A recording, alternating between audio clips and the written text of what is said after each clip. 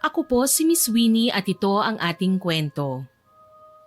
Ang pag-aasawa ay hindi kagaya ng kaning mainit na kapag isinubo mo ay iluluwa kapag napaso. Kailangan ng disiplina, tiwala at tatag ng loob para manatiling mainit ang pagsasama. Pero paano na lang kung ang mismong ilaw ng tahanan na dapat ay nagbibigay ng liwanag ang sisira sa sinimulan nilang dapat sana ay masayang pamilya? Ganito po kasi ang nangyari sa pamilya ko noon, Miss Winnie.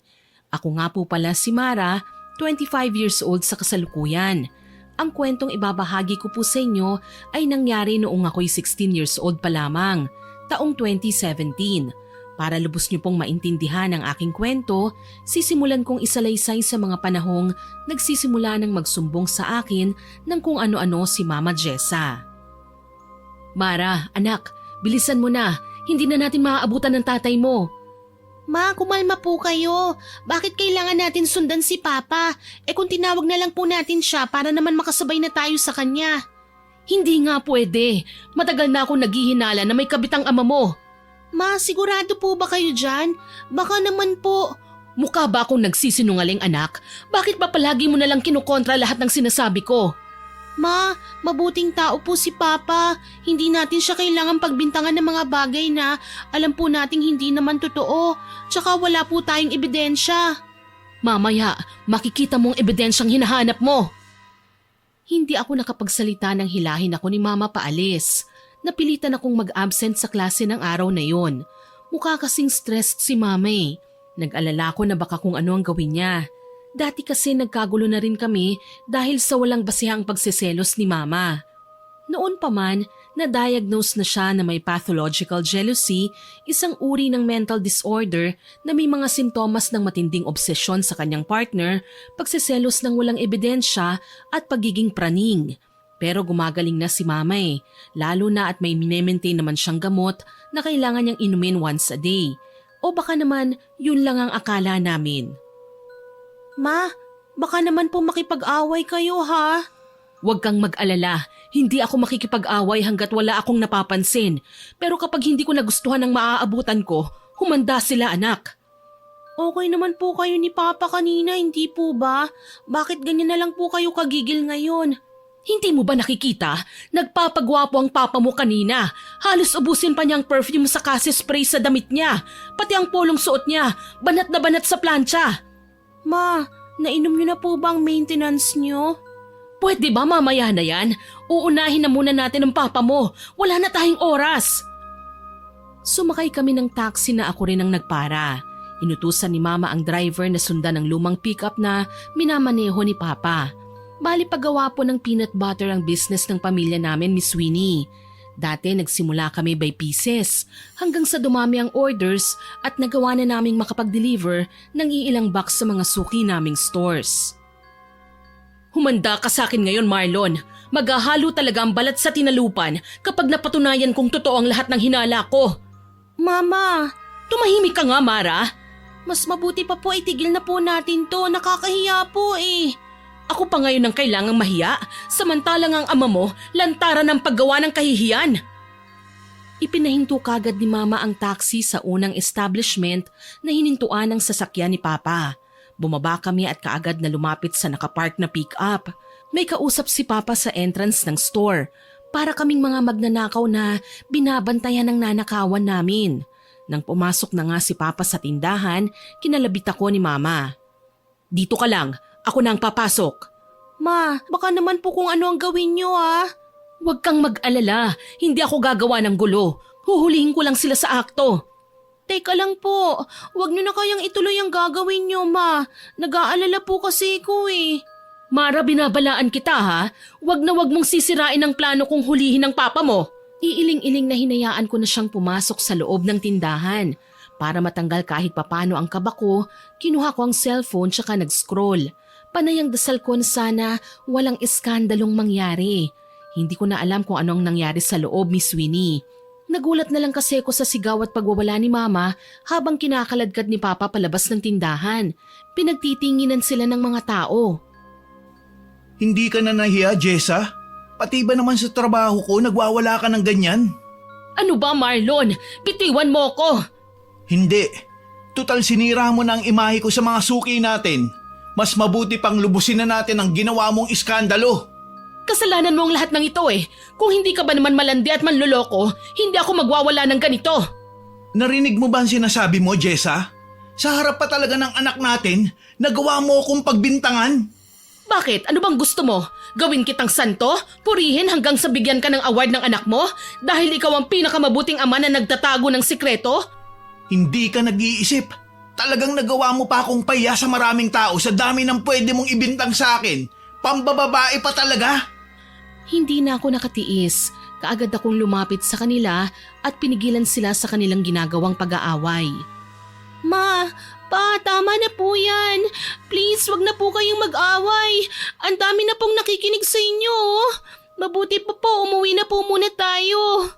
Hindi ako uuwi hanggat hindi inaamin ng ama mo kung sino ang babae niya. Wala nga kasi kung babae. Ang tigas-tigas ng ulo mo. Baka naman hindi ka umiinom ng gamot kaya umaatake na naman ang kabaliwan mo. Huwag ka nang magkunwari. Alam ko na gusto mo lang makaligtas sa kasalanan mo, hayop ka. Naging mabuting asawa ko sa'yo. Pero ito pang igaganti mo? Ibubulgar mo pa ang sakit ko? Ba't hindi mo ipagsigawan sa harap ng ibang tao? Tama na. Tumahimik ka na. Napasigaw ako ng habluti ni Papa ang kamay ni Mama. Pilit siyang pinapapasok sa loob ng sasakyan. Wala naman akong magawa kundi ang sumunod sa kanilang dalawa at mabilis na umupo sa backseat.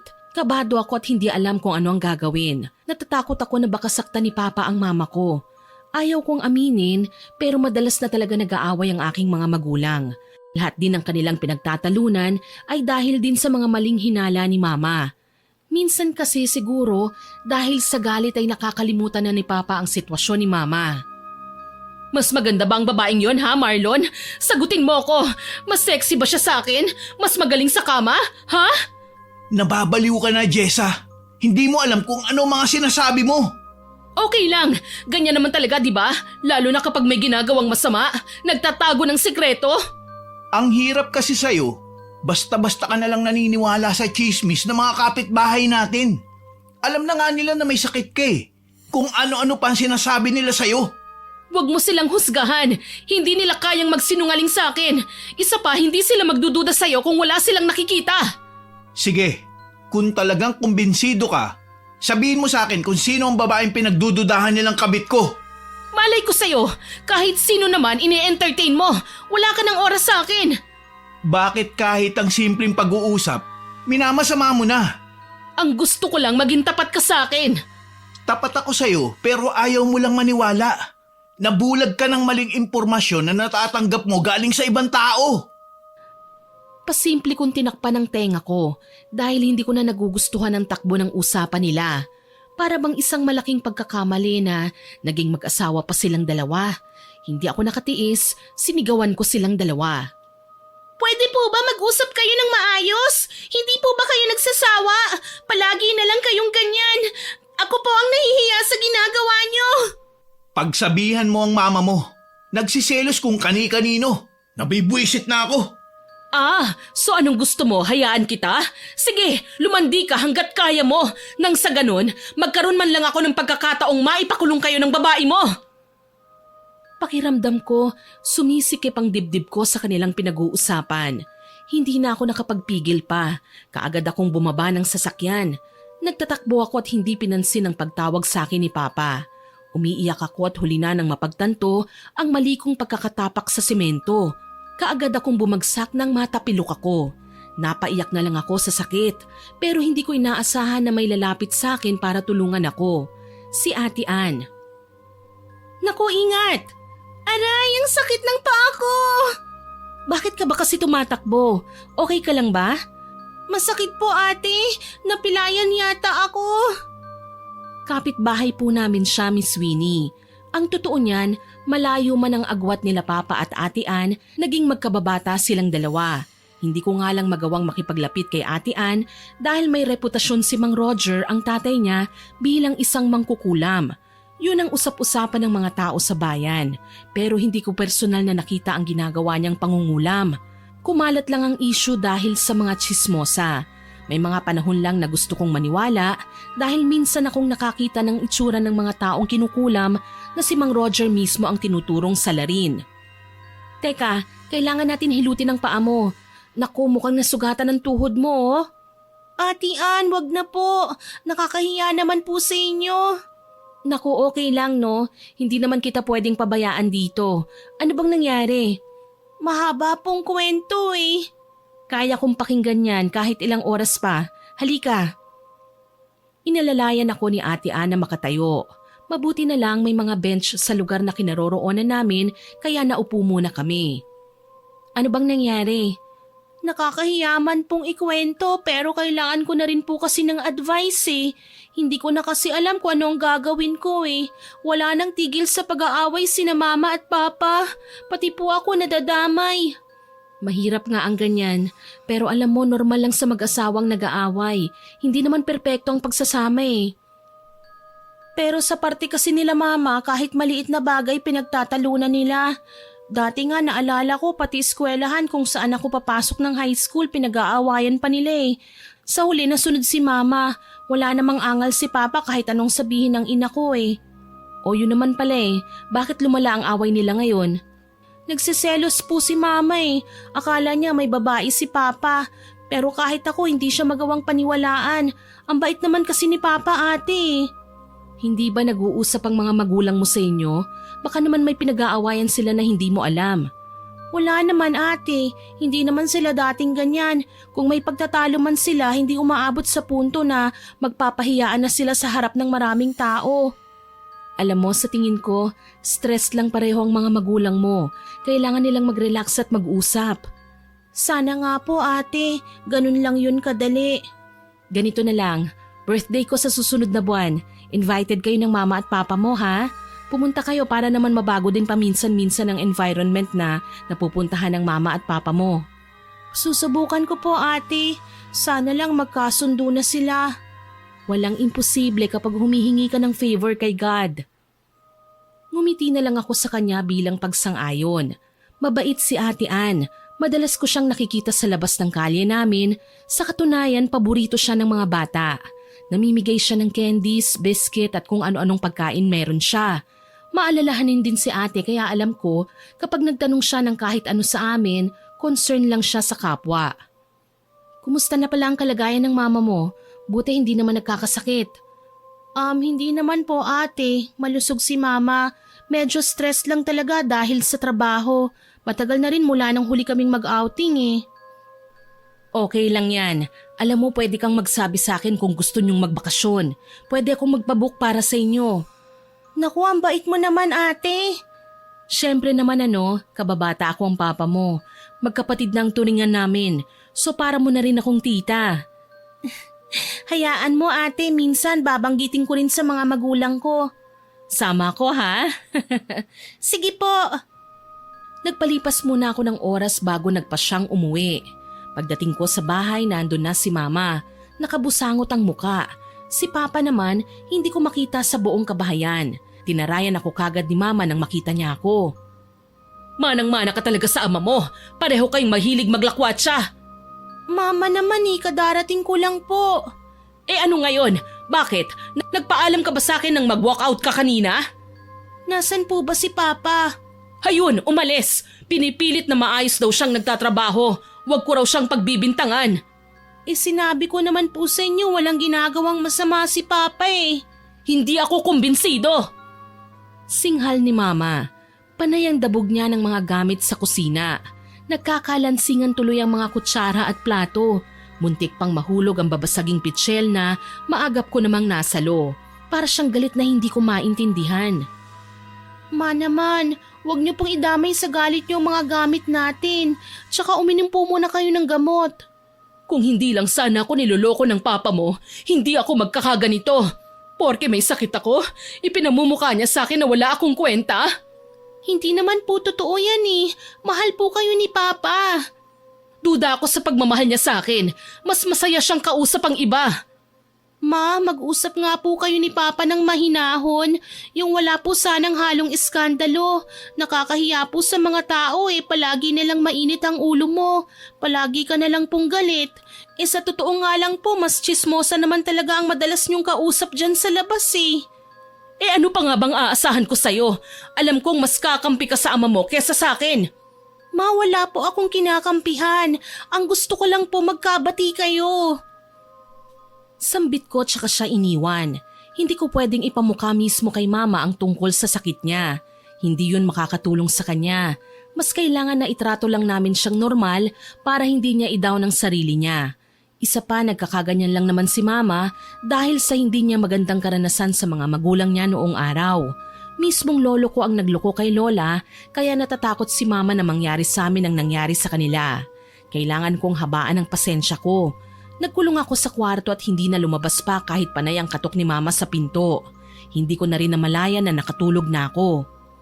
Makalipas ang ilang araw, hindi na nga nag-aaway sina mama at papa. Pero halos mabingi naman ako sa sobrang tahimik nila kahit pa nagpapang-abot sa lahat ng sulok ng bahay. Hindi sila nagpapansinan na para bang hindi magkakilala. Minsan, umabot pa sa punto na hinati na nila ang bahay para maging convenient daw sa isa't isa. Nagulat nga ako nang dumating ako galing sa eskwela at makita ang mahabang tape na dinikit ni mama mula sa dingding pati sa sahig at sa lahat ng mga gamit sa bahay. Pa, ano pong nangyayari? Tanungin mo yan mama mo. Hindi ko alam kung anong kabaliwan na naman ang naisip at bawal na raw ako sa kanang bahagi ng bahay. Pati sofa? Pa, may hati? Hindi raw niya ibabalik sa dati ang lahat hanggat hindi ako umaamin na may babae ako. Alam mo nak, sa totoo lang, sumasakit na ang ulo ko sa kaiisip kung bakit ganyan ang mama mo. Pasensya na po kayo, Papa, ha? Siguro nabulag lang si Mama ng husto sa mga sinasabi sa kanya ng mga kapitbahay natin. Tsaka alam naman po natin na may sakit siya, hindi po ba? Masabaan na lang po natin ang pasensya sa kanya. Kapag lalo po natin siyang tinratong may sakit, lalo niyang mamasamain yun. Okay lang nak, kaya ko pa namang ibaliwala ang mga naririnig ko. Hindi naman totoo mga bintang nila sa akin. Saka naiintindihan ko naman na kailangan natin pagpasensya ng mama mo. Kwento nga po ng isa kong kaklase. Baka raw kaya kayo nag-aaway ni Mama dahil may naninira po sa atin. In-demand po kasi ngayon sa mga tindahan dito ang peanut butter niyo ni Mama Ganun ba? Siguro nga, sinisiraan nila kami. Pero alam mo nak, hindi kailangan ng mama mo na maniwala sa mga sabi-sabi. Kung ako nga, ayokong pumatol. Pero ako po, gustong-gusto ko na silang sagutin. Hindi ko na matiis na nilalait nila tayo Hindi naman po natin sila pinakikialaman. Dumagdag pa ang naririnig kong panlalait nila sa pamilya natin. Bakit nak? Ano bang sinabi nila? Nabaliw daw po ang mama ko. Nasasaktan ako sa pinakakalat nilang issue pa. Ang sarap na nilang patulan. Ganyan talaga ang mga tao nak. Hindi natin sila masisisi. Masakit man isipin. Pero ugali na talaga ng mga Pinoy ang manira ng kapwa. Kaya nga sabi ko sa'yo, mag-aral ka ng mabuti. Para kapag nakapagtapos ka ng pag-aaral, makakahanap ka ng magandang trabaho. Malay natin, nasa abroad pala ang swerte mo. Pa, kapag nag-abroad po ako, hindi ko kayo maaasikaso. Ayoko naman po napatawag-tawag lang ako sa cellphone. Iba pa rin po ang lugar natin kaysa sa abroad. Tahimik sa ibang bansa nak. Ang mindset ng mga tao dun, magkapera at maging successful lang. Hindi kagaya dito sa atin, maraming tsismosa. Hayaan nyo pa, kapag nakapagtapos na ako ng pag-aaral, magsisikap ako para maisama ko kayo kagad sa abroad. Tama yan nak, at salamat. Ngayon pa lang, nakikita ko na may pangarap ka na. Masaya ako para sa'yo. Niyakap ko ng mahigpit si Papa. Kahit papano alam kong napagaan ko ang kalooban niya. Ilang linggo na rin kasing hindi magkasundo sina Mama at Papa. Kung magkibuan man, hindi nawawala ang singhalan. Pinaalala ko sa kanya ang tungkol sa birthday ni Ate Ann. Naimbitado kami at susubukan kong isama si Mama. Tumango lang si Papa at ngumiti. Pagsapit ng gabi, sinadya kong magpuyat para matapos ang nire-review kong lessons nang marinig ko ang matinis na pagsigaw ni Mama. Naalarma akong tumayo at dinaluhan siya sa kanyang kwarto, pati si Papa nasindak sa ginawa ni Mama. Jessa, ano ba nangyayari sa'yo? Jessa! Marlon, nanaginip ako. Kukunin ka raw niya sa akin. Ilalayo ka niya sa amin ng anak mo. Marlon! Sino naman ang gagawa nun? Nandito lang naman ako. Wala kang dapat na ikatakot. Hindi ako dapat na magpakampante. Darating siya. Kukunin ka niya sa akin. Hindi ako papahayag. Jessa, please lang, huwag kang sumigaw. Nakakabulaw tayo sa kapitbahay. Wala akong pakialam, Marlon. Lahat sila. Papatayin ko kapag sinubukan kanilang ilayo sa akin. Hindi ko sila aatrasan. Nakakuyom ang mga palad ni Mama. Nanlilisik ang mga mata. Kakaiba ang aura niya ng gabing yon, Miss Winnie. Para siyang sinasapian. Kapag lumalapit naman ako sa kanya, hindi ko maintindihan kung bakit para akong nakukuryente. Ang dami kong tanong noon. Alam naming may sakit si Mama dahil naging suki rin kami ng psychiatrist ilang taon nang nakalilipas. Pero nakapagtataka lang na parang hindi lang pangpuntong medikal ang kailangan naming alamin sa sitwasyon ni Mama. Kinaumagahan, magkakasama kaming nagkape sa kusina. Walang kibuan. Kalmado na si Mama. Hindi ko na tinanong kung paano siya napatahimik ni Papa. Inisip ko na lang na pinainom siya ng gamot. Tahimik ako na naglagay ng peanut butter sa mga loaf bread na nasa mesa. Sinadya kong gumawa ng 3 sandwich para sa amin nila Papa at Mama. Mukhang masarap yan, naka. Opo naman pa, para sa ating 3 to eh. Oh, heto po para sa inyo. Maraming salamat, nak. Ikaw, Jessa, kumain ka ng sandwich, oh. Masarap tong gawa ni Mara. Binigay ko nga kay Papa ang sandwich na para kay Mama. Nang sa gayon, siya na ang magbigay. Iniabot nga ni Papa kay Mama ang tinapay tsaka malambing na ngumiti. Ako naman tuwang-tuwa na pinagmasdan sila. Ma, si Papa oh, pansinin niyo naman po. Ano na naman ba ang pinag-usapan nyo at parang nagkasundo pa kayong kausapin ako? Jessa, umagang-umaga, masarap magkape ng may sandwich, hindi ba? Sige na, tanggapin mo na to. Salamat. Ma, batiin na po kayo ni Papa, please. Sige na nga. Hindi ka na ba galit sa akin, Jessa? Hindi naman ako galit sa'yo eh. Naiinis lang ako kasi kahit inaaway na kita, ang hinahon mo pa rin. Sus, para namang hindi sila magjowang nag-away nung nakaraang linggo. Para namang hindi sila magjowang nag-away noong nakaraang linggo. May hilahan pa talaga ng kamay eh. Tumahimik ka nga. Jessa, hayaan mo ng bata. Alam mo naman na natutuwa lang siya sa atin kasi nagkakausap na tayo. Pasensya ka na sa akin noong nakaraang mga araw ha. Hindi ko naman talaga gustong huwag kang pansinin eh. Medyo naiinis lang ako dahil napakarami mong binibintang sa akin na hindi naman totoo. Pasensya ka na rin sa akin ha. Alam mo naman na mabilis akong magselos, lalo na kapag nanlaladkit na ang tingin ng mga babae sa'yo.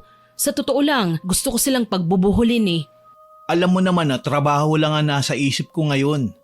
At hindi ko na kailangan pang ipaliwanag kung bakit. Dahil alam mo na ginagawa kong lahat ng ito para sa inyo. Pasensya ka na ha. Hayaan mo sa susunod mas magiging kalmado na ako. Hindi na ako gagawa pa ng kahit na anong bagay na ikasisira nating dalawa. Sabi ni Mama, kahit papano natuwa ako dahil naging maayos na ang buong araw namin. Umaasa ako na sana mas maging okay pa rin kami at hindi na sila mag-away pa. Alam niyo po ma, mas maganda po kung iinumin niyo araw-araw ang gamot niyo. Hanggang kailan ko ba lalaklakin ng mga tabletang yan? Nakakasawa na eh. Kapag magaling na po kayo, hindi niyo na kailangan mag-maintenance pa. Tiis-tiis lang po muna tayo ngayon. Ay sige, sabi mo eh. 3 araw ang nakalipas. Naghanda na ako ng isusuot para sa birthday party ni Ate Ann. Nang lumabas ako ng kwarto, nakahanda na rin si Papa. Kahit papano naman medyo okay na sila ni Mama noon. Mahinahon na si Mama kaso hindi pa rin nawawala ang mga mali niyang hinala. Naalala ko, ganito raw ang sintomas ng mga taong may mental disorder. Iintindihin na lang namin dahil kami ang may mas maayos na pag-iisip. Aalis na ba tayo, nak? Kung handa na po kayo, umalis na po tayo. Nasaan po pala si Mama? Hindi pa yata bis eh. Ikaw na lang ako mausap sa kanya. Isasara ko lang ang mga bintana. Sige po. Bilisan nyo lang ha. Sa bakuran ako maghihintay. Okay po pa. Pinuntahan ko si Mama sa kwarto. Naabutan ko siyang binubotones na lang ang kanyang bestida. Naka-makeup at maraming suot na alahas. Para siyang natatakot na malamangan ng sino man sa pupuntahan namin. Napalingon siya sa akin nang makita ko. Sinubukan pa niyang ibuladlad ang kanyang suot na bestida at nakangiting humarap sa akin. Maganda na ba ako, anak? Opo naman, Ma. Mapapansin na ba ako ng mga bisita? Maalis na po tayo. Promise maganda na po kayo. O sige, tatapusin ko lang to ha. O nga pala, may ipapakiusap ako sa'yo. Kailangan mong bantayan ng papa mo ha. Kapag may napansin kang may maling ginagawa ang papa mo, sabihin mo kagad sa akin. Ma, wala naman po sigurong gagawing masama si Papa. Makikikain lang po tayo sa bahay. Makikikain lang po tayo sa kapitbahay. Kahit na, gusto ko maging alerto ka. Akala ko po ba bati na kayo ni Papa? Oo nga, bati na kami. Pero hindi ibig sabihin nun, may tiwala na ako sa kanya. Wala pa rin ano? Humanda pa rin siya sa akin kapag nalaman kong may nilalapitan na naman siyang babae. Hindi pa rin siya absuelto sa una niyang kasalanan sa akin. Mama naman pwede po bang kahit ngayon lang kalimutan niyo na po muna ang tungkol sa mga issue na yan? A-attend lang naman po tayo ng birthday party Nagpapaalala lang ako, Mara. Pamilya natin ang nakasalalay sa pagmamatsyag natin ngayon. Hindi ako papayag na may manggulo sa pagsasama namin ng papa mo. Napatikhim ako at huminga ng malalim. Alam kong hindi tatahimik si Mama hanggat hindi ko siya sinasang-ayunan. Kaya naman tumango na lang ako sa mga sinabi niya. Lumapit naman sa amin si Papa. Tapos na ba kayo? Mukhang nagsisimula na ang party. Nakakaya naman kung tayo pa ang hihintayin. Sige, umalis na tayo. Anak, Mara, ikaw na magdala ng mga regalo natin. Sige po, Pa. Naririnig ko na ang ingay sa bahay nila Ann. Mukhang nagkakatuwaan ang mga bisita. Halina kayo. Naglakad lang kami dahil malapit lang naman ang bahay nila Ate Ann, Miss Winnie. Sa pagkakaalam ko, dati na raw malapit si Papa sa tatay ni Ate Ann na si Mang Roger. Noong araw, nagpupunta si Papa kina Mang Roger para magtrabaho bilang hardinero. Dati na kasing may sinasabi sa buhay ang pamilya ni Ate Ann. Palibhasa nasa Canada ang nanay niya at maganda ang trabaho doon bilang isang resident doctor. Kaso lang hindi yata nakauwi ngayon dahil marami silang pasyente. Sinalubong kami ni Ate Ann nang makarating kami sa bakuran nila. Nakipagbeso pa siya sa akin. Mara, kanina ko pa kayo hinihintay. Halika, pasok. Pasensya na po kung na-late po kami ng konti, ate. Naku, okay lang ano. Nasaan pa lang mama at papa mo? Halika, marami akong hinandang desserts. Mas gusto ko yon kesa sa main course. Mukhang mapapalaban nga po tayo dyan, ate. Dinala ko ni Ate Ann sa loob ng bahay. May mahabang mesang nakahilera sa kusina kung saan naroon ang mga pagkain. Nagpa-cater pala sila. Bago pa man niya ako maabutan ng plato, lumapit sina Mama at Papa. Manong Marlon, salamat naman at nakapunta kayo. Heto Manang Jessa halik kayo kumain na tayo. Happy birthday. Happy birthday, Ann. Maraming salamat sa invitation ha. Ngayon lang ulit ako nakapunta sa ganitong celebration. Naku si Manong talaga palagi ko kayong ini-invite. Kaso lang napapansin ko, si Mara lang ang palaging dumarating. Pasensya na. Masyado kasing busy sa trabaho eh. Hayaan mo, kung may ganitong may masasarap na pagkain naman dito, baka dalasan na namin ng pagdalo para namang makalibre ng pagkain. Nagtawanan kami nila Papa at Ate Ann noon, pero hindi nakisabay si Mama. Parang naging masama pa nga ang tingin niya kay Ate Ann eh. Nakahawak naman kasi ang kamay ni Ate Ann sa balikat ni Papa. May kasama yung haplos na napansin ko rin pero hindi na ako nagkomento. Gusto ko man nabanggitin yun kay Mama, ayokong matrigger ang init ng ulo niya at magwala. Ayoko nang matulad kami noon na pinagpiestahan ng mga chismosa si Mama at pinagkalat pa ng mga pakialamera na nababaliw na. Maiwan ko na po muna kayo, Manong. Pupuntahan ko lang po ang ibang bisita. Kumain lang po kayo, ha? Teka muna, Ann. Nasaan na nga pala si Mang Roger? Nasa garden. Bakit, Manong? Gusto mo ba siyang puntahan? Oo, sana eh. Gusto ko lang namang mangamusta. Alam mo na, kahit magkalapit lang ang mga bahay natin, hindi ko naman siya madalas na makausap. Kung ganon, sumabay ka na sa akin, Manong. Halika na. Napasingha pa si Mama nang sabay naming makita ang paghablot ni Ate Ann sa kamay ni Papa. Hindi ako kumibo, pero kabado kong napalingon kay Mama. Kita ko ang panggigigil sa mukha niya. Nang maiwan nga kaming dalawa, hinila rin ako ni Mama sa isang tabi. Nauna akong lumapit sa mesa at pumili ng putahe.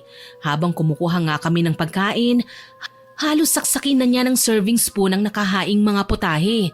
Sinaway ko kagad si Mama. Ma, dahan-dahan lang po. Nagiinit ang ulo ko, Mara, ha? Huwag mo nang dagdagan. Pero ma, Nakita mo na, Mara? Yan ang sinasabi ko sa'yo eh. Kahit saan, may demonyita talagang gustong guluhin ang pagsasama namin ng papa mo. ma, ano ba naman po kayo? Ganyan din naman po sa akin si Ate Annie. Baka po ganun lang talaga ang ugali niya. May asawa ng papa mo. Hindi man lang siya marunong umiwas. Hindi man lang siya natakot sa akin. Ma, ang mabuti pa po kumain na po muna tayo. Totoo naman may taglay ding kalandian ng babaeng yan. Hindi ba niya naisip na may asawa ng lalaking hinihila-hila niya? Ma, mamaya na po natin niyang pag-usapan. Marami pong tao baka may makarinig sa atin. Sige, kung talagang ayaw mong gumawa ko ng gulo, papuntahin mo rito ang papa mo ngayon din. Sige po ma, huwag po kayong magalit. Susunduin ko na po si Papa. Natataranta kong wika. Umalis ako at hindi na nakakain ng maayos. Hinanap ko pa kasi sa garden sina Papa at Mang Roger. Ilang sandali pa, natanaw ko na sila malapit sa swimming pool. Masaya silang nag-uusap kasama si Ate Ann na noon inaabutan ng pagkain si Mang Roger. Pinagsisilbihan din niya si Papa na parabang siya ang asawa. Gusto kong sawayin si Ate Ann noon dahil natatakot ako na baka makita sila ni Mama. Pero bigla akong nahiya. Okay lang po ba kayo dito, Itay? Oo naman, Iha. Huwag kang mag-alala. Komportable ako dito. Lalo na at kasama ko si Marlon. Salamat sa birhaan. Ang totoo niyan, minsan lang ako makainom ng ganito.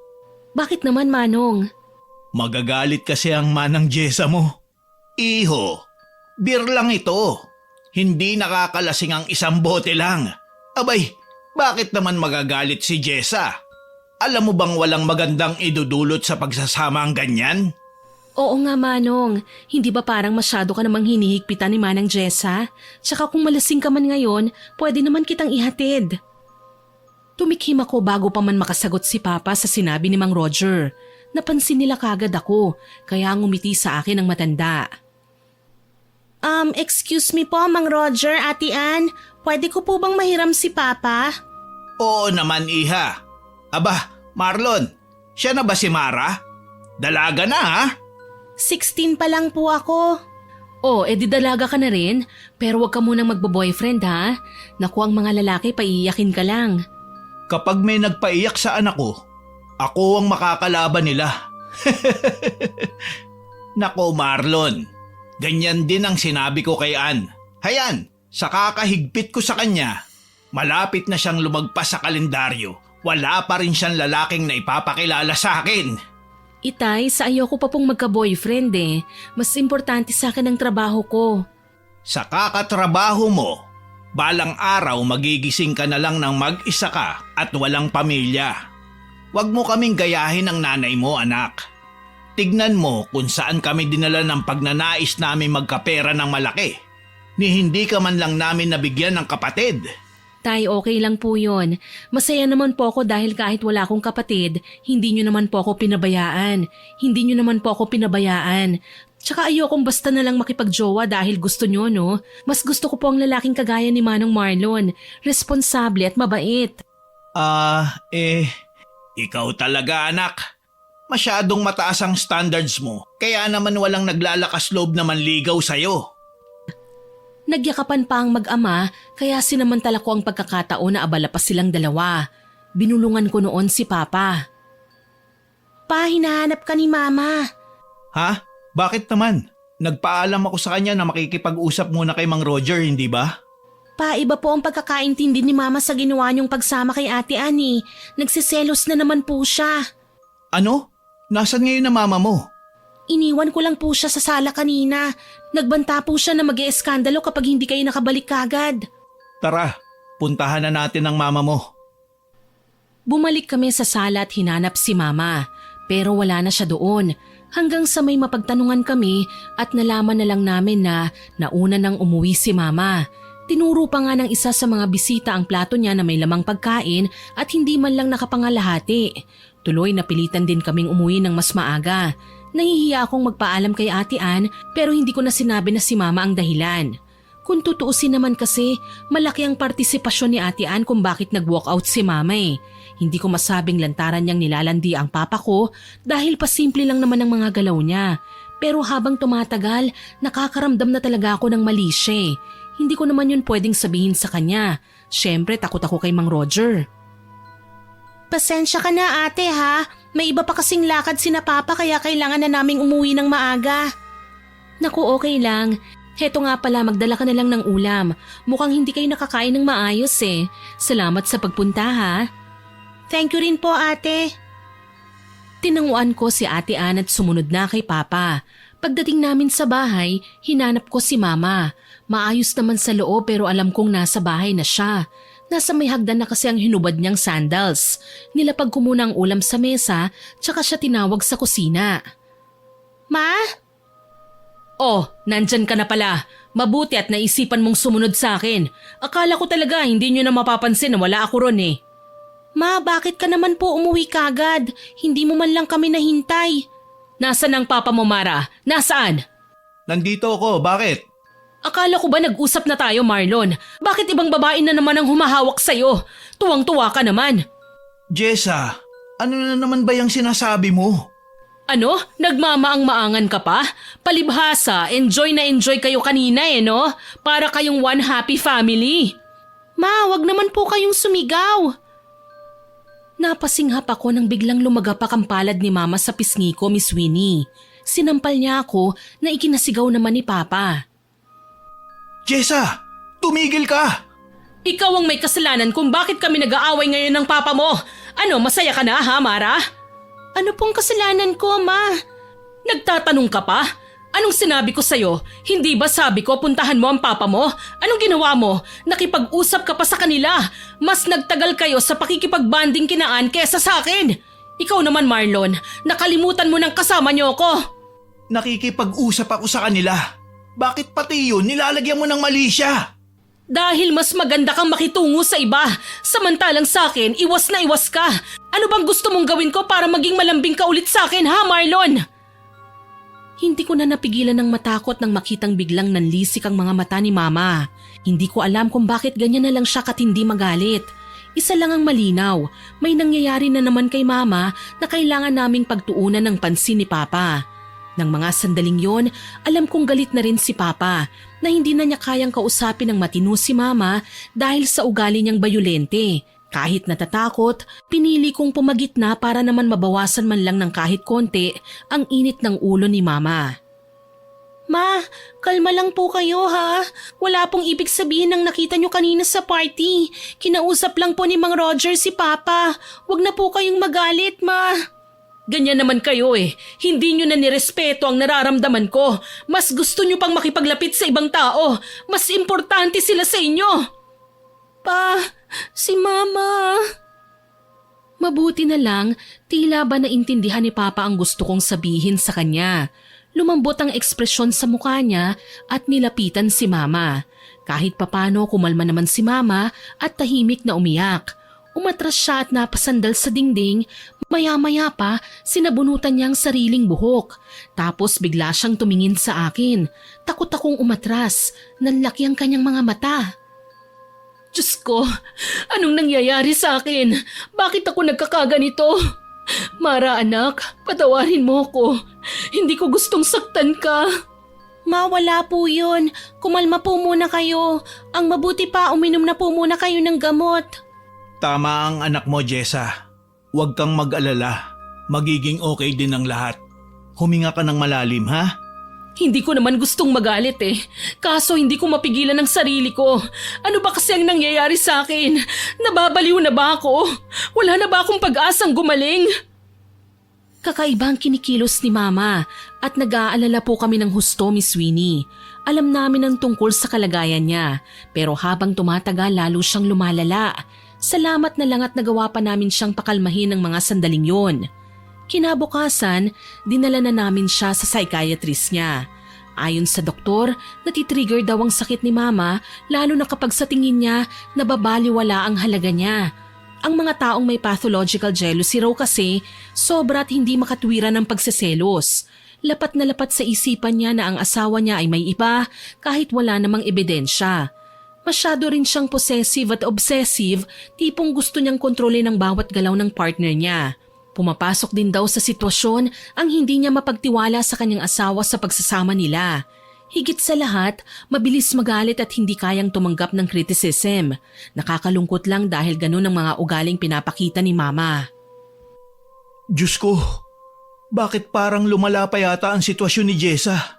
Nag-aalala na ako sa mama mo, Mara. Madalas ko pong tanungin si Mama tungkol sa mga gamot niya kasi napapansin ko po na parang hindi niya iniinom eh. Isang araw habang nasa banyo siya, sinubukan ko pong kalkalin ang kwarto niyo pa. Pasensya na po kung hindi ko to sinabi kagad ha. Pero nahanap ko po ang mga gamot sa ilalim ng unan, nakatago po sa loob ng punda. Kaya naman pala, hindi niya iniinom ang mga gamot niya. Paano siya gagaling yan? Ano pa po bang ibang sinabi ng doktor, Papa? Kailangan daw nating triplehin ang pasensya. Pero kung minsan, parang hindi ko na kayang makisama pa, nak. Nakakapagod din pala. Hindi ko rin po alam kung anong sasabihin pa. Nahihirapan po akong tanggapin ang sitwasyon ni Mama. Nalulungkot ako kasi kahit gaano pala natin pagsikapan na maging perfect ang pamilya, may ganito pa rin na mangyayari. Anak, huwag kang umiyak. Ayokong makitang nalulungkot ka. Hayaan mo. Mas hahabaan ko pa ang pag-intindi sa mama mo. Ipapatherapy natin siya, ha? Paano po kapag hindi pumayag si Mama? Oobserbahan na muna natin siya ngayon. Kapag mas lumala siya at may gawing siyang bagay na kailangan natin pigilan, saka natin siya ipaparehab. Sa ngayon, may nireseta naman na antidepressants at mood stabilizer ang doktor. Ipa-follow up ko ang pagpapainom sa kanya ng gamot para sigurado. Sige po, Papa. Binalikan ko si Mama sa kwarto kung saan siya sinuri ng psychiatrist. Nakahiga siya sa kama, nakatitig ang kanyang mga mata sa kisame, hindi nagsasalita. Pero mukhang kalmado na at naturukan na ng pampakalma. Hindi na kasi niya sinasaktan ng sarili niya. Mama? Mara anak, bakit mukha kang malungkot? Hindi naman po, Mama. Kayo po, okay na po ba kayo? Okay naman ako anak, medyo magaan na ang ulo ko, para akong lumulutang. Epekto po siguro ng gamot yan, Ma. Nasaan ang papa mo? Nandito ako, Jessa. Pasensya na, kinausap pa kasi ako ng doktor. Napansin kong medyo clingy si Mama kay Papa nang magkalapit silang dalawa. Hindi ko maiwasang malungkot, parang batang natatakot na maiwan si Mama. Kailangan ng pag-aalaga at pangunawa. Para mas mapagaan ang sitwasyon, nakipag-group hug ako sa kanila. Natawa si Mama at nagbiro pa. Kung makayakap naman kayo sa akin, para na akong mamamatay. Ma, gusto lang po naming iparamdam sa inyo na mahal ka po namin at hindi ka namin pababayaan ni Papa. Kaya sana po maging malakas kayo para sa amin, ha? Salamat sa pag-iintindi niyo sa akin, anak. Kung tutuusin, nakakaubos ng pasensya ang sakit kong ito. Huwag mong sasabihin yan, Jessa. Nakahanda kaming intindihin ka ng anak mo sa abot ng aming makakaya. Muli nagyakapan kaming tatlo. Umaasa na simula sa araw na yun, magiging okay na rin sa amin ang lahat.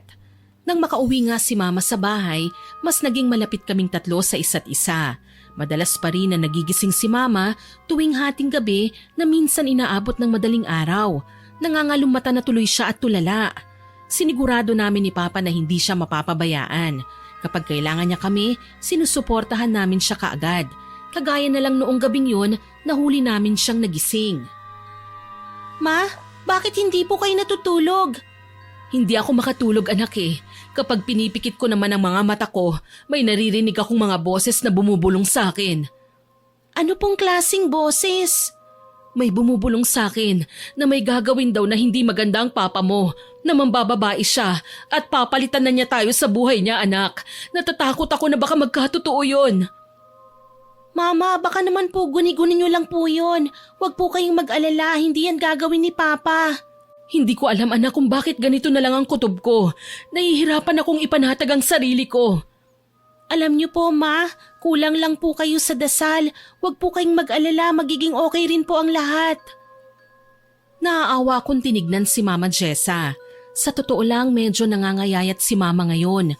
Halata sa mukha niya ang hirap na dinaranas na karamdaman. Hindi man siya naratay sa kama, masahol naman siya sa nadepress na pasyente.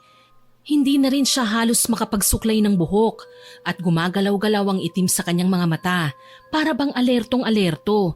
Niyakap ko si Mama. Mama, laban lang po ah. Nandito lang po ako.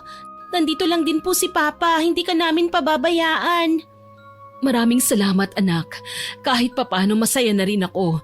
Alam ko na may mga nagmamahal pa rin sa akin sa kabila ng karamdaman ko. Siyempre naman po ma, mahal na mahal po namin kayo. Kaya gagawin namin ang lahat para gumaling kayo. Ngiti lang ang sinagot ni Mama sa akin noon, Miss Winnie. Pero alam ko, dahan-dahan niyang pinagsisikapan na gumaling na ng tuluyan. Matuling lumipas ang ilang buwan hanggang sa sumapit ang birthday ko. Naghanda kami nila Mama at Papa.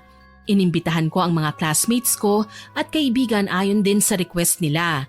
Hindi ko rin pinalagpas si Mang Roger at Ate Ann. Inimbita ko rin sila since magkapit-bahay naman kami. Bandang 6:00 ng hapon nang dumating sila ng bahay. Happy birthday, Mara. Thank you po, ate. Mang Roger, tuloy po kayo. Salamat, Iha. Nasaan nga pala ang papa mo? May dala kong flavored lambanog para sa kanya. Nandito po sa kusina, Mang Roger. Tatawagin ko lang po. Nagtatakbo ko kaagad papunta sa kusina. Dito ko na naabutan sina Mama at Papa na nag-uusap. Okay na ba, Marlon? Maganda na ba ako? Baka naman may masihigit pa sa akin na bisita ng anak mo. Huwag kang mag-alala. Maganda ka, pangako. Saka tama na nga yan. Nagiging conscious ka na masyado sa itsura mo eh. Papa, hinahanap ka po ni Mang Roger. Nasa sala po siya, may dalang lambanog. Teka Marlon, huwag kang iinom ng lambanog. Jessa, si Mang Roger ang may dala nun. Saka nandito lang naman tayo sa bahay, hindi ba? Hindi naman masama kung tumagay ako. Marlon, teka! Bago pa man mahabol ni Mama si Papa, naharang ko ng sarili ko para lambingin siya. Ano pa kasi ang silbi ng pag-o-organize nila ng party kung mananatili lang naman sila dito sa kusina? Nakakahiya naman sa matatandang bisita nila Papa kung ako lang ang kailangang humarap. Ma, thank you po pala sa binigay niyong bracelet sa akin ha. Ang ganda po, sobra. Pinag-ipunan ko talaga yan para sa'yo anak. Pero halika, kailangan nating sundan ng Papa mo. Baka kung anong gawin niya sa labas eh. Ma, wala naman po sigurong masamang mangyayari kay Papa. Nasa sala lang naman po siya kasamang mga bisita eh. Halika po, mag-serve na po tayo sa labas. Mabuti pa nga para makita natin sila kagad. Halos hilahin na ako ni Mama nang makarating kami sa sala. Hindi na niya napansin ang ilan sa mga bisita na pilit bumabati sa amin. Basta ang gusto niya, makalapit kagad kay Papa. Kaso lang, napaurong si Mama nang matitigan sa malapitan si Ate Ann. Anak, maganda ang katawan ni Ann. Ako ba? Maganda pa rin? Opo naman, Mama. Siyempre sa inyo ko nagmana, hindi po ba? Pero bakit mas nakatuon ang atensyon ng Papa mo sa kanya? Normal lang po siguro yon, Ma. Kasi nga tayo ang nagpa-party, hindi po ba? Mukhang masaya si Marlon na kausap sila. Kawawa naman ako na baliwala ulit. Ma, tama na po yung pagsa-self-pity nyo. Bawat isa sa atin, unique po ang kagandahan, hindi po ba? Kayo ang nagturo sa akin nun. Tsaka mas maganda kayo kaysa sa kahit sinong babae dito, ah. Sambit ko na ikinatango niya, pero malungkot pa rin ang kanyang mga mata. Bumuntong hininga ko habang tahimik na nagdarasal na sana wag masira ang gabing ito. Si Papa naman nakita kong nakikipagtagayan kay Mang Roger. Nagtatawanan pa sila kasama si Ate Ann na nakikisali na rin sa pagtatagay. Kung ako ang tatanungin, hindi ko gusto ang ginagawa ni Ate Ann ng mga sandaling yun. Kagaya ko iba na ang dating nun para kay Mama. Bantayan mo ang Papa mo, Mara. Kailangan kong magpaganda. Ayokong mahigitan ako ni Ann. Kailangan kong magpaganda. Mama, ano pong nangyayari sa inyo? Hindi mo ba nakikita? May pahampas-hampas pang babaeng yan sa Papa mo. Mahampas lang po yun, walang anumang ibig sabihin.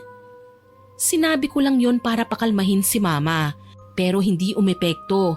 Galit na nga siya ng mga sandaling yon. Umalis siya at nanginginig na tinalikuran ako. Hindi ko naman mai-focus ang atensyon ko sa kanya kasi nga may mga bisita. Ilang sandali pa, nagpa siya akong lumapit kina Papa at Mang Roger. Nakatabi si Ate Ann. Hindi nila ako napansin kagad dahil busy sila sa pinag-uusapan. Mas maganda kung maghatid ka na rin ng stocks ng peanut butter sa bahay namin, Manong Marlon. Sa susunod na linggo na ang opening ng tindahan namin. Sigurado ako, mas marami ang bibili. Oo ba? Huwag kang mag-alala. May discount ka sa akin. Naku, maraming salamat, Manong Marlon. Paano, magiging mag-business partner na ba tayo? Bakit hindi? Kung maayos ka ba namang mag-manage ng negosyo eh. Itagay na natin yan. Kitang-kita ko nang abutan ni Ate Ann ng tagay na lambanog si Papa. Hindi ko nagustuhan ang ginawa niya, Miss Winnie.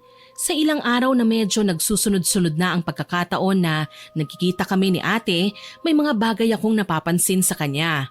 Mabait siya sa unang bungad ng pag-uusap namin. Pero habang tumatagal, nagbabago ang pakikitungo niya. Parang laging may motibo. Kung makatitig din siya kay Papa, malagkit at parang nang-aakit.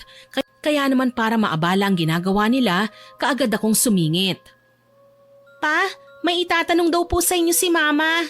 Ganun ba? Sige, susunod na ako. Papa, bilisan niyo lang po ha. Oo, sige. Tatapusin ko lang ang pakikipag-usap sa kanila. Wala akong nagawa ng mas nagtagal pa talaga si Papa.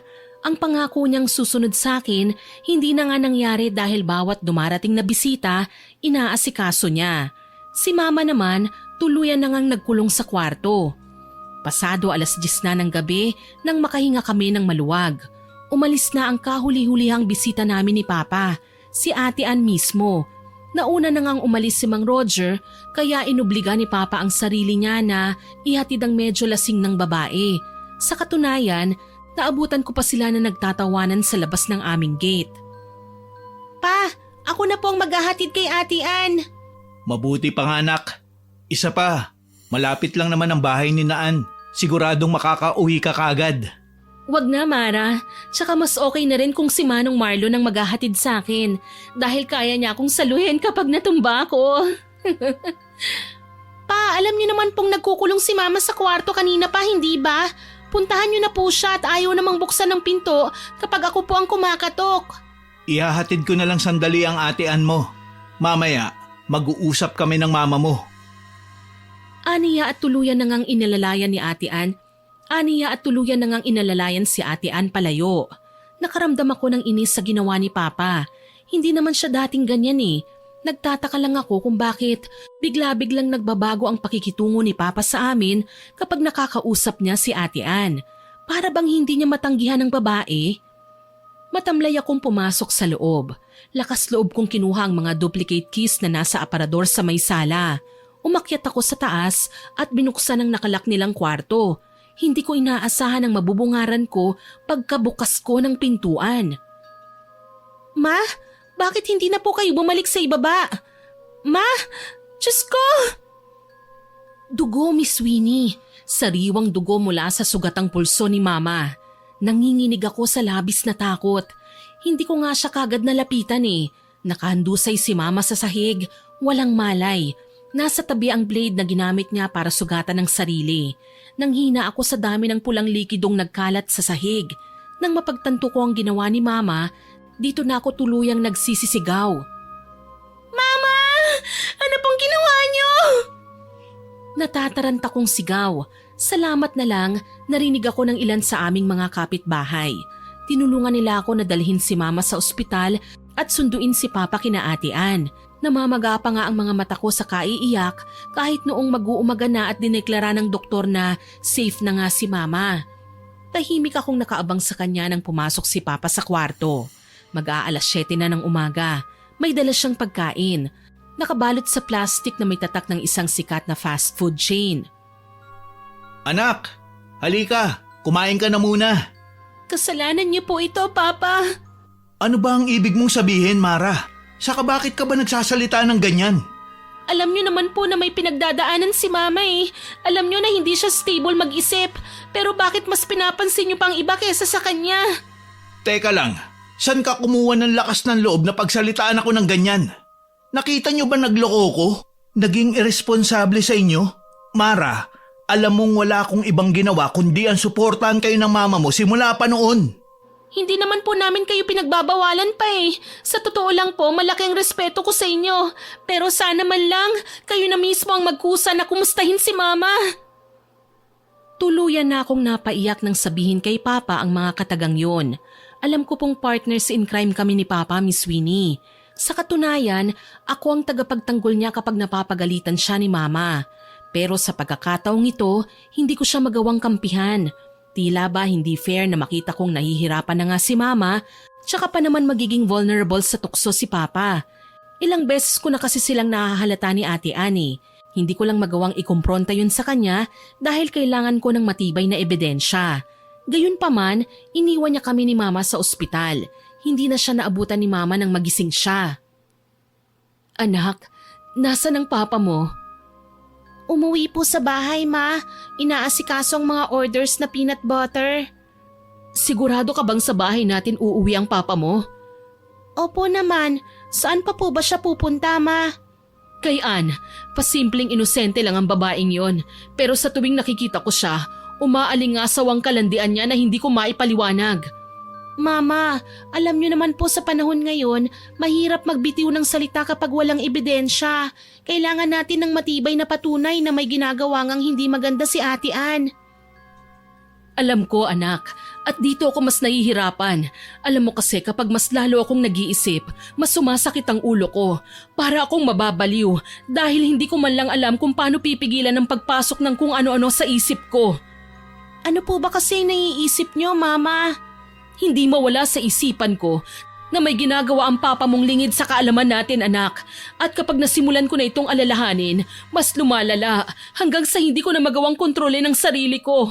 Kung hindi ako, ibang tao naman ang masasaktan ko. Ayoko ng ganito, anak. Ma, wag po. Magdasal po tayo kay God. Hindi naman po niya tayo pababayaan, hindi po ba? Pero ang Papa mo, Mara. Ma, wag niyo na pong alalahanin yun. Nandito ako, babantayan ko po si Papa para sa inyo. Napaiyak na lang si Mama nang yakapin ko siya ng mahigpit. Nang mga sandaling yun, kailangan niya ang suporta ng pamilya. Hindi ko lang maintindihan kung bakit parang nagbago si Papa at kung may koneksyon man doon si Ate Ann o kahit ang pinagchichismisang mangkukulam na si Mang Roger, hindi ko sila palalagpasin. Dumaan ako sa bahay nila Ate Ann. Si Mang Roger lang ang naabutan ko, naabala sa pagtatahi ng kung anuman sa loob ng bahay nila. Tao po! Oh, Iha, Mara! Nandito po ba si Ate Ann? Abay, kaalis lang eh. May kailangan ka ba sa kanya? Halika, magkape ka muna. Naku, wag na po. Salamat na lang po, Mang Roger. Aalis na po ako. Kailangan ko pa po kasing umuwi sa amin eh. Kumusta na nga pala ang mama mo? Kumakain ba naman siya? Hindi ba matamlay? Bakit niyo po naitanong? Wala naman. Hindi kasi lumalabas ng bahay ang mama mo eh. Sa tingin ko, lagi siyang nagkukulong. Mas gusto lang po ni Mama na magtrabaho sa gawaing bahay kaysa makitambay sa labas. Ah, ganun ba? Opo. Paano po kailangan ko na pong umalis? Hindi na ako nagpapigil kay Mang Roger. Umalis na ako at nagmamadaling tinahak ang kalsada papunta sa amin. Kanina habang nagbabiyahe pa ako, tinawagan ko si Papa at sinabing kailangan niyang samahan si Mama. Sabi lang niya, pupunta siya kagad sa ospital. Pero hindi ko inaasahan na madadatnan ko pa si Papa sa bahay at hindi siya nag-iisa. Kasama niya si Ate Ann. Kakaiba ang aura ni Ate Ann na nagpakita na ng tunay niyang kulay. Bago pa man ako mag-react, mabilis kong kinuha ang cellphone ko at nagtago sa parting hindi nila ako mapapansin. Nanginginig ang daliri ko nang pindutin ang button ng video recorder bago nagpatuloy. Tahimik kong pinakinggan ang pag-uusap nila.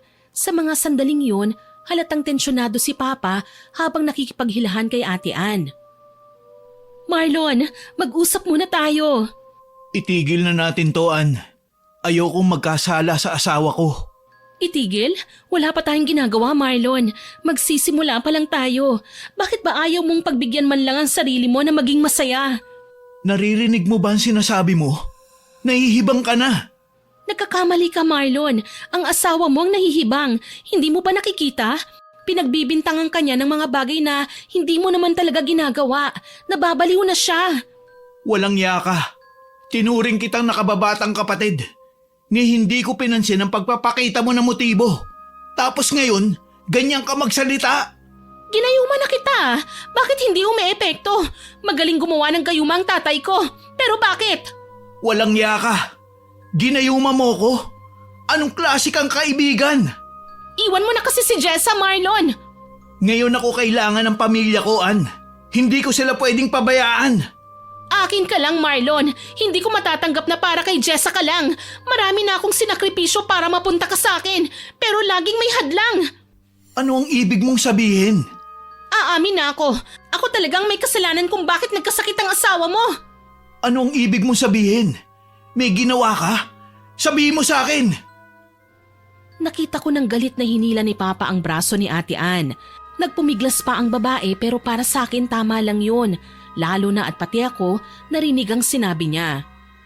Pinakulam ko ang asawa mo. Yan ang dahilan kung bakit napapraning siya. Kung bakit kailangan niyo siyang dalhin sa ospital palagi. Bakit, Ann? Ano naging kasalanan namin sa'yo? Bakit kailangan mong gawin to? Kailangan ko pa bang ulitin? Gusto kita, Marlon. Matagal na. Dalagita pa lang ako, pinapangarap na kita. Hindi ka na nahiya? Anong klaseng babae ka? Namimilit ng lalaki? Anong magagawa ko? Lahat ng pangarap ko sa isang lalaki, nasa iyo na. Kaya bakit pa ako maghahanap ng iba?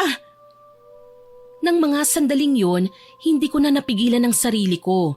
Iniwan kong nakabuyangyang ang cellphone kaya sigurado ko kitang-kita kaming dalawa sa kamera habang sumusugod ako sa kanya. Marahas kong sinampal si Ate Ann. Pareho silang nagulat ni Papa. Siguro dahil sa bigla kong pagdating at pag-atake sa kasama niyang babae. Marahas kong hinila ang buhok niya at halos ingud-ngud sa sahig. Sigaw ng sigaw ang babae pero wala akong pakialam. Pero wala na akong pakialam ng mga sandaling yon, Miss Winnie. Galit na galit ako. Buong buhay ko, nag-alala ko dahil hindi normal ang mama ko. Na habang tumatagal, lumalala ang karamdaman niya. Tapos ito, malalaman ko na may iba palang taong naging dahilan kung bakit siya nagkasakit. Hayop kang malandi ka! Mara, anak! Aray! Mara! Ano bang nangyayari sa'yo? Bakit mo ako sinampal? Nagtaka ka pa? Hindi mo man lang ba itatanong kung bakit nagawa mo sa mga magulang ko ang ginawa mo ngayon? Mara, huwag mo akong huhusgahan na para bang isa akong masamang babae. Matagal ko nang mahal ang papa mo. At oo, inaamin ko. Ilang beses kong pinangarap na magkatuluyan kaming dalawa. Pero dumating sa buhay niya ang mama mo. Naitsapwera na naman ako. Sayang ate, idol pa naman kita. Tapos ganito pang ipapakita mong ugali sa akin ngayon? Nagpapanggap ka lang na mabait, pero ang totoo wala kang kasing sama. Ako pa ngayon ang masama? Ako pa ngayon ang may problema? Bakit hindi mo nalang tanggapin na hindi nagagaling ang mama mo? Masaya na kami ni Marlon noon eh, pero dumating ang buwisit mong ina at inagaw sa akin ang lalaking mahal ko. Ako lang dapat ang babae sa buhay niya. Sana ate ginawa mo yan nung hindi pa mag-asawang mga magulang ko. Sana ginawa mo yan nung hindi pa ako naipapanganak. Alam mo kung bakit? Hindi na si mamang kalaban mo ngayon eh. Ako nang makakaharap mo dahil sa mga ginagawa mong kasalanan sa kanila. Bakit? Akala mo ba papayag na lang ako na basta mo akong saktan? Kasalanan mo kung bakit nagkasakit si mama. Totoo nga ang sinasabi ng mga tao mangkukulam si Mang Roger at ginamit mo ang kapangyarihan niya para makapang-abuso ka ng ibang tao. Iniangat na ni Ate Ann ang kanyang kamay para sana sampalin din ako pero biglang humarang si Papa. Hinawakan niya ng mahigpit ang kamay ni Ate Ann at masama siyang tinitigan. Sa pagkakataong ito, hindi ako makakapayag na saktan mo ang anak ko. Aray! Nasasaktan ako, Marlon. Bitawan mo ako! Sabihin mo sa akin ngayon, paano mo ako ginayuma? Magsalita ka! Bakit ko naman sasabihin sa'yo? Hindi ako papayag na mawala ng bisa ang gayuma na ipinainom ko sa'yo. Kailangan maging sunod-sunuran ka sa akin. Hindi, tama na ang kahibangan mo. Tinulak ni Papa si Ate Ann at sinampal. Nanlaki ang mga mata ng babae sabay sapo sa kanyang pisngi. Marlon? Layuan mo na ako. Iwasan mo na ang pamilya namin. Pero mahal kita. Hindi mo ako pwedeng ipagtabo yan. Mahiya ka naman. May asawa na ako. Sa tingin mo, kaya pa kitang patawarin sa nalaman ko? Sinubukan mo na nga akong gayumahin. Ipinakulang mo pa ang asawa ko. Humagulgol si Ate Ann sabay salampak sa sahig. Halos hindi na siya makatingin sa amin dahil sa labis na kahihiyan. Kaya gayon na lang ang panggagalaiti ko nang makalapit ulit ako sa kanya. Iiyak-iyak ka pa dyan? Sa tingin mo ba igagalang pa kita pagkatapos ng ginawa mo? Nagkasakit ang mama ko nang dahil sa'yo. Anak, tama na. Paalisin na lang natin siya. Hindi Marlon, dito lang ako. Ang kapal naman ng mukha mo. Lumayas ka sa bahay namin. Layas! Ilang beses ko pa siyang pinagsasampal. Hindi ko na ininda ang agwat ng edad namin. Ang gusto ko lang ipagtanggol ang mama ko. Si Papa naman, halos kalad ka rin din si Ate Ann palabas ng bahay namin. Marami tuloy sa mga kapitbahay ang nakakita sa nagawa naming eskandalo. Pinag-uusapan ng mga tsismosa si Ate Ann, pero hindi na ako natakot o nahihiya sa kung ano ang kaya nilang gawin. Ang mahalaga sa akin, makaganti ako. Nang maiwan kaming dalawa ni Papa sa loob ng bahay, nag-iyakan kami. Hindi naman pala nagpatukso si Papa eh. Ginagawa niya ang lahat maiwasan lang si Ate Ann. Ayos ka lang ba, anak? Okay lang po ako, Papa. Hindi ko lang po akalain na may mas malala pa pala sa sitwasyon ni Mama. Posible po pala yon na nagkasakit ang isang tao. Akala natin may sapat na findings nga ang doktor, pero yun pala kagagawa ng mangkukulam. Patawarin mo ako, anak. Hindi ko man lang kayo nagawang ilayo kina Mang Roger. Alam ko na ang totoo tungkol sa kakayahan niya mangulam noon pa man. Hindi ko man siya personal na nakitang gumagawa ng orasyon. Alam ko may kinukulam siya. Hindi ko lang akalain na gagamitin niya laban sa akin ang kakayahan niya. Wala man lang akong napansin. Hindi na po ako magtataka pa kung minsan kakaiba kumilos si Mama eh. Parang sinasapian, parang may nakikitang hindi dapat, parang nangunguryente. May dahilan pala ang lahat ng yun. Hayaan mo, anak. Hindi ko nahahayaang makalapit pa sa atin si Ann. Kaya pala kakaiba ang trato niya sa akin. Nagbibigay siya ng motibo kahit naiilang ako. Ilang beses pa akong inabutan ng inumin na yun mismo ang tinutukoy ni Ann na nilagyan niya ng gayuma na hindi umepekto. Bakit nga po pala walang epekto sa inyo ang gayuma, Pa? Dahil dito, anak. Mula sa kanyang bulsa, inilabas niya ang isang botelya na may lamang langis. Bakit, Pa? Ano pong meron sa langis na yan? Binili ko ito sa mga tinatawag namin ng mga kumpare ko na antingero. Pangontra to laban sa manlalason, mangkukulam, manggagayuma. Proteksyon laban sa aswang, engkanto at kung ano-anong elemento. Mabisa po ba yan, Pa? Nakita mo naman ang epekto nito sa gayuma, hindi ba? Hindi ako tinablan. Kapag nararamdaman kong may nangyayari, kumukulo ang langis. Kaya pala galit na galit si Ann. Sana nga po binigyan niyo rin po ng ganyan si Mama. Hindi naman siya naniniwala sa akin eh. Kilala mo naman ang mama mo. Sa bagay po, pero siguro naman hindi na po e-epekto kay Mama ang kulam ngayong nalaman na po natin ang totoo. Sana, anak. Ayoko na kasi magkasira pa tayong mag-anak. Mahal na mahal ko kayo ng mama mo. Nagpasalamat ako sa kanya at nagpaalam na mag-aayos na muna ng mga gamit ni Mama. Kinagabihan, siguradong wala ng traffic. Ayon sa nurse na kinontrata ko para bantayan si Mama, natutulog pa raw siya hanggang ngayon. Nang bumaba ako sa hagdan, naghihintay sa akin si Papa. Sabay na tayong umalis, anak. Sige po, Papa. Mauna ka na sa kotse.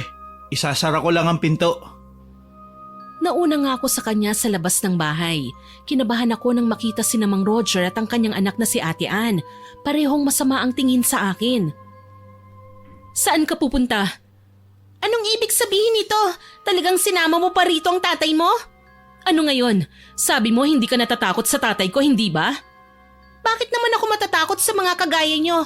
At ikaw, Mang Roger, sa kabila ng edad nyong yan, nagawa nyo pa talagang konsintihin ang kabaliwan ng malandi nyong anak? Hinayaan nyo siyang muntik ng sirain ng pamilya namin. Iha, magdahan-dahan ka sa mga sinasabi mo. Hindi mo ako lubusang kilala. So nagmamalaki po kayo na may kakayahan kayong mangulam? Ganun po ba? Mga demonyo pala kayo eh. Hindi na kayo naawa. Binaliw niyo ang nanay ko. Ilang taon siyang nagdusa ha? Simula pa nung bago silang kasal. Wala akong pakialam, Mara. Tutal, nagsasawa na rin naman akong magpanggap na mabait sa harapan nyo ng mama mo. Nakakasuka kayo. Mas nakakasuka ka. Hindi ka bagay na tawaging ate kasi maharot ka. Dapat nag-GRO ka na lang para magamot mo yung kakatihan mo. Singhal ko na ikinalisik ng mga mata ni Mang Roger. Umusal siya ng hindi ko maintindihang lengguwahe. Para bang may nakikita siyang bagay sa ere na gumagapang papalapit sa akin. Ilang sandali pa, nakaramdam ako ng matinding paninikip ng dibdib.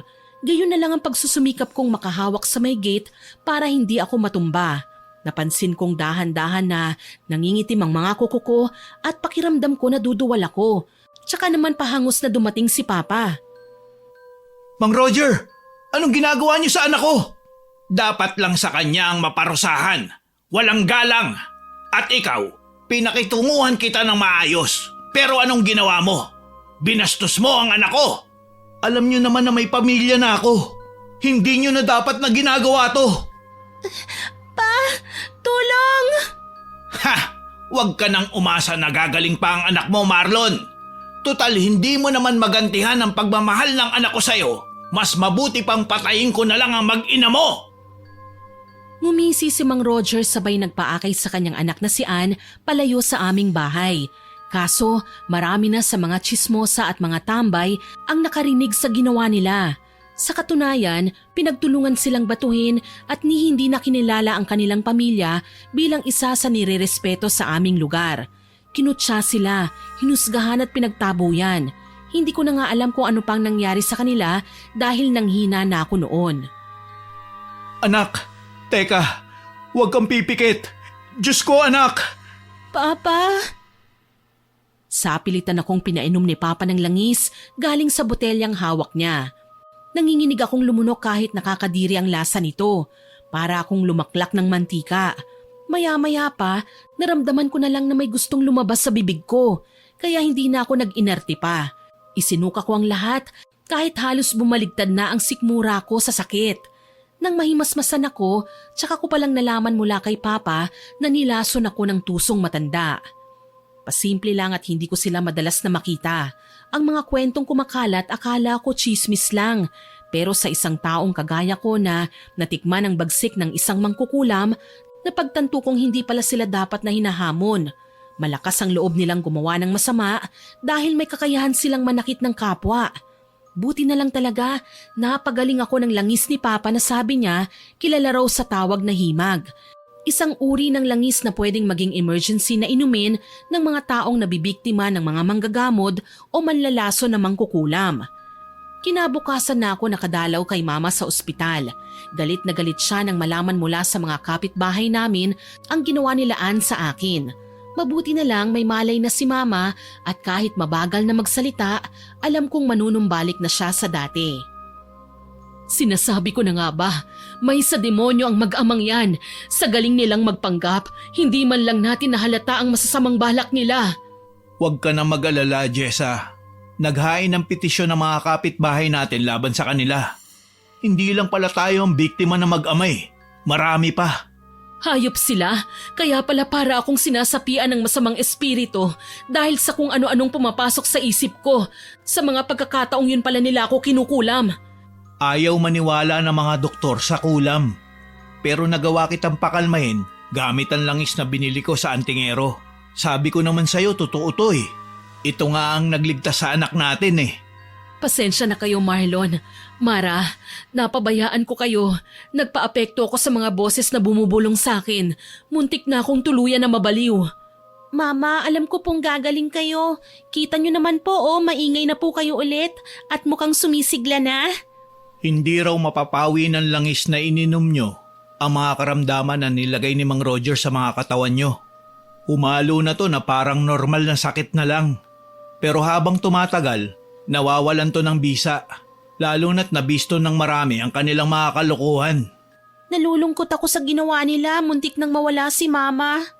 Hindi ko nahahayaang mangyari yon, Nak. Kahit kailan, Poprotektahan ko kayo laban sa kanila. Makalipas ang ilang araw, nakalabas din si Mama sa ospital. Ipinatawag kagad kami sa isang session sa barangay hall para sa petisyon na final ng mga tao para mapalayas ang mag-amang Mang Roger at Ann. Halos lumuhod si Ate Ann sa harapan namin. Naisip ni Mama, kahit ilang taon siyang pinagdusa ni Mang Roger sa hindi niya inakalang sakit, ayaw niyang gumaya sa dalawa na nabubuhay ng miserable at nalulunod sa inggit. Kaya pinatawad niya ang mag-ama. Ayun nga lang, pinagbawalan na silang bumalik sa lugar namin kahit gaano pa sila katagal na naninirahan doon. Sa ngayon okay na si Mama. Hindi na siya inaatake ng sakit niya mula nang regular siyang magpa-therapy. Hindi na mabura sa pagkatao namin na ang kulam kung minsan pala nagpapanggap bilang normal na karamdaman. Nang sa gayon, hindi mahalata ng sinumpa na siya pala ay ginamitan ng itim na mahika. Gayunpaman, walang imposible sa Panginoon kung patuloy lang tayong hihingi ng tulong at gabay sa Kanya. Hanggang dito na lamang po. More power po sa inyong channel at God bless. Sana po ay nagustuhan niyo ang aking ibinahaging kwento. Pero bago ko po tapusin ito, hindi ito makukumpleto nang walang shoutout sa masusugid nating listeners. Shoutout po kay Irene Santiago na magbe-birthday po ngayong March 3, kay Jonna Rose Duquesa, kay Yam Bisaya, kay Juvie Umaday from Jeddah at sa Umaday Superales family sa Iloilo. Hello din po kay Ma'am Lisa Takada, kay Aiza Baris at sa Baris family from Isabela, kay Chuchay Kulit at sa mga anak niyang si Bambi at sa pamangkin niyang si Baby Love. Shoutout din po kay Geraldine Rubio at sa Lariba at Rubio family, kay Irene Flores, kay Jare, kay Belinda at Ma'am Kit, kay Edgar Ocon at kay Jen, kay Maricel Cipriano na favorite channel niya raw po ang Miss Winnie. Salamat po, Ma'am. Hello din po kay Inday Rudely Rama na nag-birthday po. Pinababati po kayo ng kapatid niyong si Rose Ann Rama. Happy birthday po! Shoutout din po kay Moto Gala, kay Ponyang, kay Jane Ruiz, kay Chaucy Dinglas from Oman, kay Marifer Ramos from Las Piñas, kay Sir Jenmer Garcia, kay Geraldine Narbasa at sa asawa niyang si Jerry at sa pamilya niyang sina Jade, Jervin, Lee at Jade. Hello din po kay Mika Balagot, kay Terry De Jesus, kay Danilo at Corazon Katigan, kay Danica Girl Goys at Melody Soriano, kay Carlota ng Nils Chicharon, kay Jennifer Lopez, kay Limay 34. Shoutout din po kay Mama Mia at sa buong pamilya nila na nakatutok daw po sa atin at nakikinig. Salamat po sa inyo, Ma'am. Kay Ma'am Tina Dekit at sa asawa niyang si Alan Dekit na nag-birthday po kahapon, March 1. Belated happy birthday po, sir. Hello din po kay Michelle at Rocky Manuge at kay Eunice Dagapioso. Maraming salamat po sa lahat ng nakinig at nagkomento. Abangan niyo pa po sana ang mga susunod nating upload ha, at huwag kalilimutang mag-subscribe, like, share and comment sa stories natin. Para po mabilis niyong makita kung may bago tayong upload, pindutin niyo lang po ang notification bell para lagi kayong updated. Aasahan ko pa rin po ang inyong suporta ha. Ang goal naman po natin ngayon ay maka 100k subscribers po tayo. Kaya sana ma-reach po natin yan. Muli, ako po si Miss Winnie na nagpapasalamat sa inyong walang sawang pakikinig.